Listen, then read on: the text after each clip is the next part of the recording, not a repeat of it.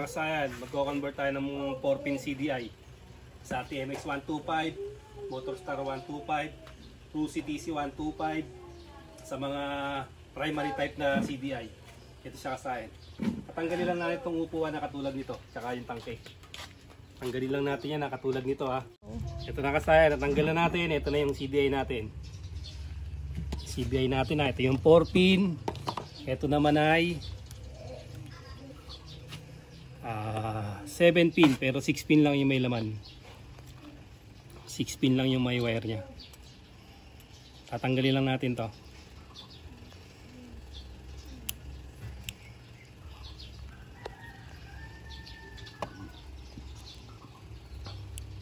XRM 110, pwede rin to, Wave 100, SYM bonus.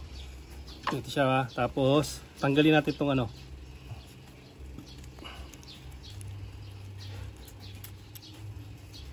kanyang tape at saka yung ano para kitang kita natin. Ayan siya. Ito. Ngayon kasayan,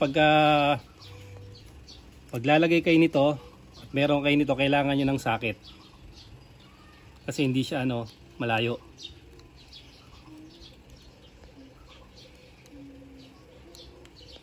Kailangan natin gumamit ng socket dito.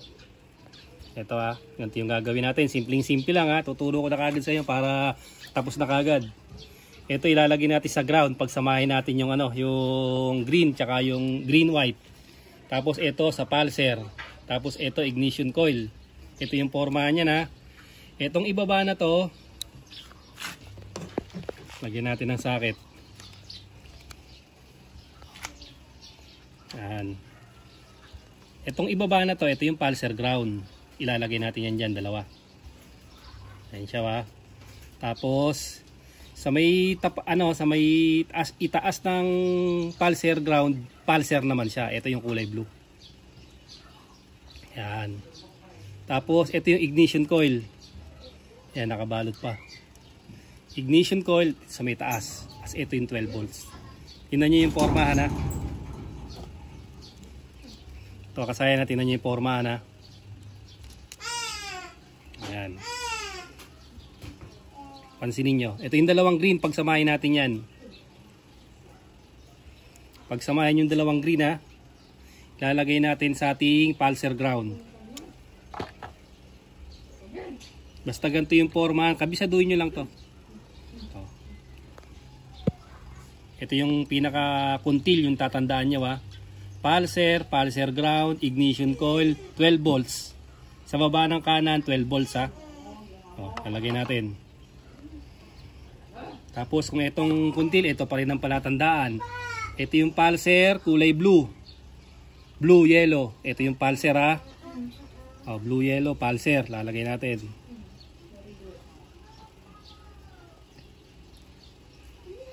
Tapos, sa ibaba ng pulser, pulser ground. Ayan yung dalawang green. Ito siya ha, ayan yung dalawang green oh. Lalagay natin sa pulser ground. Gamit kayo ng magandang socket dito ha. Kailangan magandang socket para hindi mamalya yung takbo. Tapos ito yung forma niya pag ganito ha. O, ito naman yung ating ignition coil. Lalagay natin sa black na may lining na yellow. Black yellow ha, ignition coil natin ha. O, tatapatan nyo lang yan sa ibaba. Black yellow ignition coil. Ang mababakante rito ay 12 volts. Yan ha. Black yellow ignition coil, blue yellow pulser, tapos green white at saka solid green ground. Okay na. May kulang pa na isa. Ito, yung 12 volts. Dito natin ilalagay yung 12 volts ha. Ayan. Duduktungan natin yung 12 volts.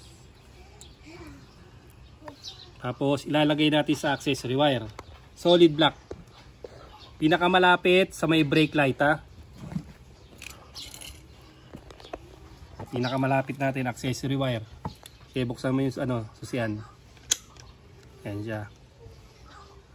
Patay mo yung susian. Okay, bukas. Patay.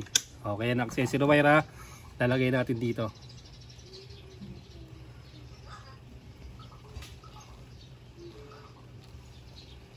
Tapos lagay na natin yung 4-pin CDI natin. Pagsalpak natin ang 4-pin CDI, okay, start mo na. Buksan mo muna. Wala na itong dalawa, bakante ha. Hindi siya kasayan. Ganun kabilis kasayan mag-convert ng 4-pin CDI. Kailangan niya gumamit ng magandang socket. Okay, patayin mo muna. Ito kasayan para mas madali ha. Pwede nyo picturean to para sa mga magko-convert ng 4-pin CDI. Ito siya, ito yung pulser natin, ito. Ito yung pulser natin. Ang kulay niya na ay blue-yellow. Yung pulser ilalagay sa blue-yellow ha. Ayan na siya. Tapos itong kanan, ito yung ignition coil natin, black-yellow. Black-yellow siya ha. O, ignition coil ilalagay sa black-yellow. Pulser ilalagay sa blue-yellow. Tapos, ito sa may baba ng pulser, ito naman yung pulser ground. Ito ba? Pulser ground. Ang kulay niya ay green-white. Kung isa lang yung ano nyo, kung isa lang yung ground nyo, isa lang ilalagay nyo rito. Pero ito, dalawang ground. Pagsamahin yung dalawang ground, ilalagay nyo rito sa pulser ground. Tapos dito, ito yung accessory wire o 12 volts. Yung kulay nito ay kulay black. Ilalagay nyo naman to sa kulay black. Kung halimbawa, dalawa yung ano nyo, dalawa naman yung ignition coil nyo. Halimbawa, parang mga ruser o pagsamahin nyo yung dalawa ignition coil, lalagay nyo dito sa isang ignition coil. Yan yung forma niyang kasayan ha. Yung 4-pin CDI natin. Ito yung pinaka forma niya. Yan, tandaan nyo lang yan. Tapos picturean mo, ganda mo ng ano, kuha-kuha nila para pag pinicturean nila, kuwang-kuha lahat. Kapag meron pa kayong katanungan, mag-comment lang kayo at sasagutin natin yan. Hanggang dito na lang mga kasayan. Salamat sa panonood.